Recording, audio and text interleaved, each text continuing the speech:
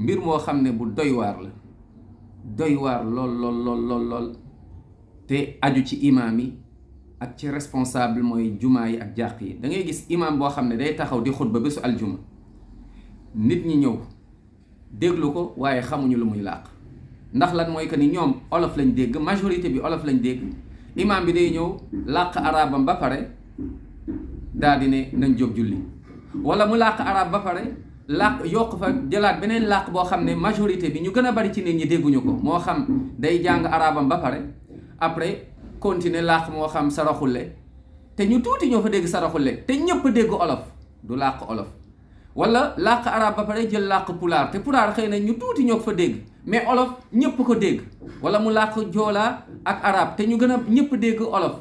li jaadu mooy imaam yi bésu aljuma même bu dee dañuy wax en arabe waaye nañu làq li ñëpp dégg. su dee ñëpp olof lañ dégg kon dafay jaadu, farata la, bal obligation la ci imaam yi ñu wax ak nit ñi ci olof ndax ñu mën a dégg. da ngay gis koo xam ne day àndaare bokkaale ñëw julli delluwaale ak bokkaaleem, te imaam bi mu ngi doon wax ci bokkaale waaye kooku xamul sax lu imaam wax. subhanallah, kii nara dee ci bokkaale, yow imaam am nga ci responsabilité ci kanamu yàlla.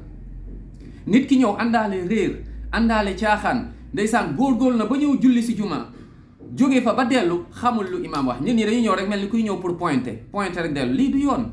yonent yi yàlla yónni yëpp da leen yónni ci làq bu xeet boobu dégg. wa ma arsalna min rasulin illa bi lisaani qawmihi li yubayyina lahum, ca surat Ibrahim première page bi. yonent bu ñëw nit ñi lu ñu dégg yonent bi làq boobu lay làq. allahu t'imagine yow bu doon da nga ñëw benn chinois mooy ñëw pour waar la, wala boog benn mu ngoog, wala boog beneen xeet, so benn un russe ñëw di la làq naan da lay wax, amul sens.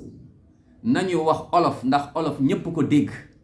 kon ma ne jumaa yi imaam yi yàlla dina leen ko laaj yowmal qiyaama.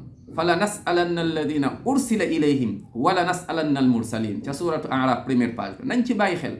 kon làq leen li ñépp dégg moom moo ëpp sens. nit ñi mën a xam lu yàlla wax, mën a xam lu yonent bi sallallahu alayhi wa sallam wax. sinon ku fa ñëw àndaale réer dellu yóbbaale réer, yow imaam bi responsable nga, yàlla ni la ko laaj. te responsable yi ci jumaa ji tamit am nañ ci responsabilité, ndax kat jël imaam boo xamante ni lu muy wax ñu muy waxal xamuñu lu muy wax, amul benn sens. amul benn sens. kon ma ne jumaa yi ñu mën a wax nañu wax, ñu mën a fàttali nañuy fàttali, ñuy làq lu nit ñi dégg.